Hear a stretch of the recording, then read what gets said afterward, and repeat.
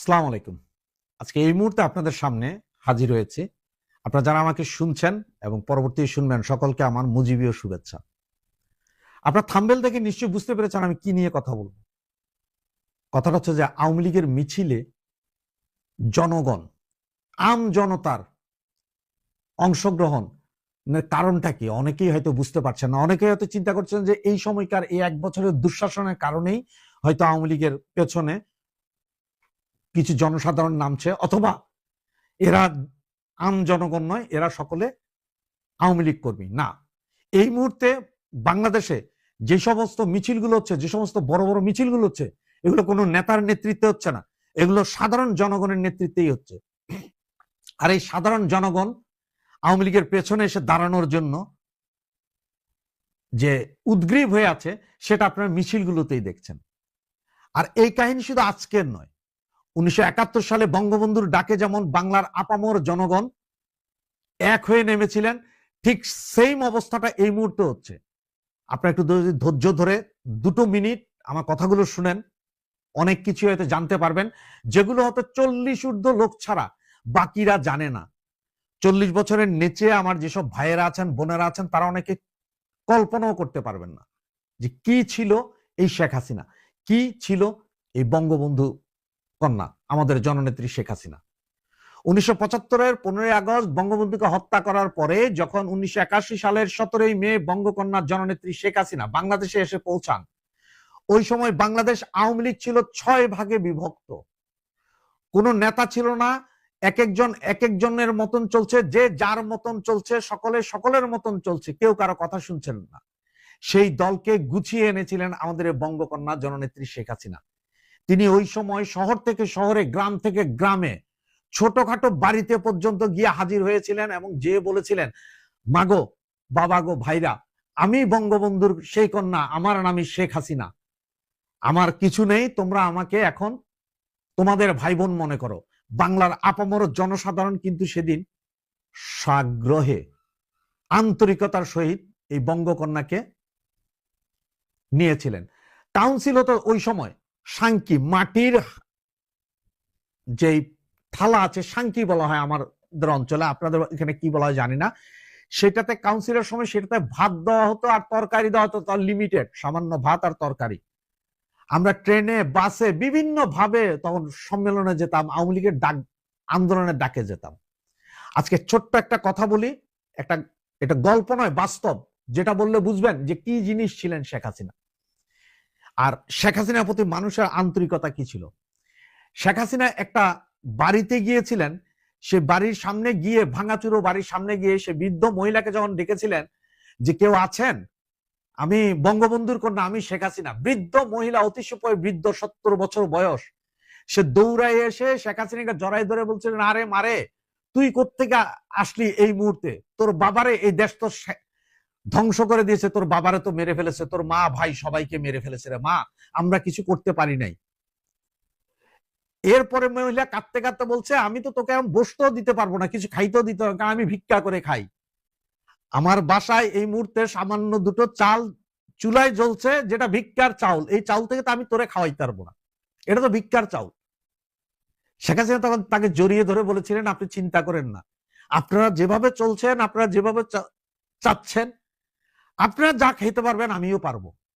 উনি সেখান থেকে নাকি সামান্য কিছু ভাতও খেয়েছিলেন সেই দিন। এই ছিল জননেত্রী। এবং তার এই অবস্থা দেখেই মানুষ হু হু করে সমস্ত দল মত নির্বিশেষে আওয়ামী লীগের এই 6 ভাগ 7 ভাগ সব ভেঙে এক কাতারে বঙ্গকন্যা জননেত্রী শেখ হাসিনার পেছনেই এসে দাঁড়িয়েছিলেন। সেই দিন থেকে এরশাদ বিরোধী আন্দোলন, 21শে আগস্টের গ্রেনেড হামলার কথা আপনাদের সকলের মনে আছে। সেদিন কিভাবে আমাদের জননেত্রী শেখ হাসিনাকে বাঁচানোর জন্য মানব ঢাল তৈরি করেছিলেন, এটা টাকা দিয়েও হয় না, এভাবে টাকা দিয়েও পারবেন না, মানব ঢাল। ওই সময় আপনার মোবাইলের যুগ ছিল না, ফোন ছিল শুধুমাত্র হাতে গোনা এক একটা এলাকায়, হয়তো 2-1 জনের বাড়িতে, ফোনও ছিল না। সেই সময়ও মানুষ এই বঙ্গকন্যা কি বলছে এটা মুখে মুখে চলে গেছিল, শেখ হাসিনা কবে হরতাল ডাকছে সেটা মুখে মুখে গেছিল, কোন কথা কি বলছে মুখে মুখে চলে গেছিল মানুষের কাছে। আর এখন তো মোবাইলের যুগ, এই যে আপনাদের সাথে এখন যে মোবাইলে যে শেখ হাসিনা কন্টিনিউ কথা বলছেন, ওই সময় উনি পায়ে হেঁটে, গাড়িতে চড়ে, দেশের প্রত্যন্ত অঞ্চল টেকনাফ থেকে তেতুলিয়া, রূপসা থেকে সাটুরিয়া সব জায়গায় গিয়ে উনি জনগণের সাথে মিলিত হয়েছিলেন। সেই শেখ হাসিনা এই মুহূর্তে আবার ফিরে এসেছেন। তখন হয়তো উনি সরাসরি গিয়েছিলেন, এখন আপনাদের সাথে কথায় বলছেন, সকলের সাথে কথা বলছেন। এটাই শেখ হাসিনা। সেই শেখ হাসিনাই আজকে ডাক দিয়েছে যে জনগণকে মাঠে নামার জন্য। বাংলাদেশের যে সমস্ত জনগণ এই সমস্ত দুঃখে দুর্দশায় এক বছরে অশান্তিতে আছে, তারাই আওয়ামী লীগের মিছিল মিটিং এ নেমে আসছে। আওয়ামী লীগের মিছিল মিটিং এ আপনারা একটু খেয়াল করলে দেখবেন, যেই জয় বাংলা ডাক দিচ্ছে চতুর্দিক থেকে শত শত লোক দৌড় দিচ্ছে, কারো গায়ে লুঙ্গি পরা, কেউ পাঞ্জাবি পায়জামা পরা। এরা কিন্তু প্রিপার্ড কর্মী না, এরা কিন্তু সরাসরি আমাদের যুবলীগ, আওয়ামী লীগের, ছাত্রলীগের ছেলে পেলে না, আম জনতা। আমরা যুবলীগ, ছাত্রলীগের তো 5-7 জন ছেলে দাঁড়ায়, তাও নেতা নাই, তারা নিজেদের ইচ্ছায় দাঁড়াচ্ছে। তাদের সাথে এসে জনগণ দাঁড়িয়ে যাচ্ছে, মিছিলটা বড় করছে, বড় থেকে বড় হচ্ছে, এবং এই মিছিল আগামীতে আরো বড় হবে। আমি আমার এই কথার পরে জননেত্রী সে ভাষণটা দিয়ে দিচ্ছি, যেটাতে জননেত্রী শেখ হাসিনা ডাক দিয়েছেন যে যার যা কিছু আছে তাই নিয়ে নেমে পড়ো। বঙ্গবন্ধু দিয়েছিলেন, দেশ বাঁচাতে আমাদেরকে নামতে হবে।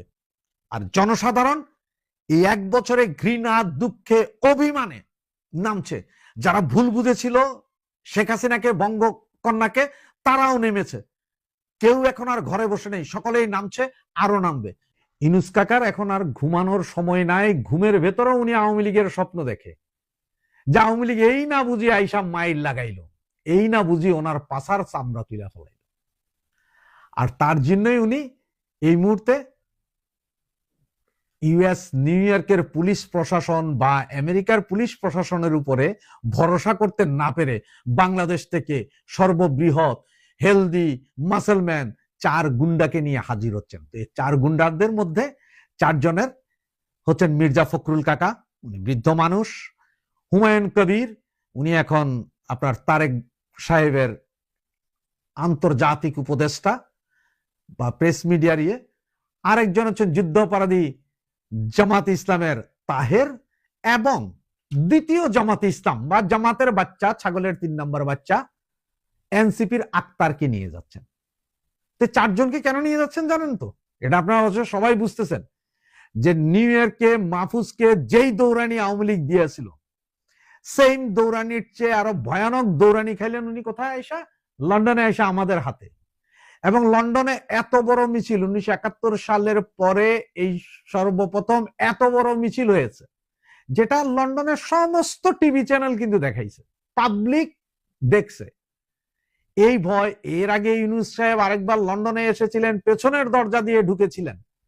সুতরাং উনি তো বুঝছেন যে এর আগে ইউনূস সাহেব যখন আরেকবার লন্ডনে গিয়েছিলেন তখনও বাধার সম্মুখীন হয়েছিলেন, এবং উনি কোথাও যাইতে পারেন নাই। হোটেলে বসে বসে ওনার পাছার নিচে চট পইরা গেছিল।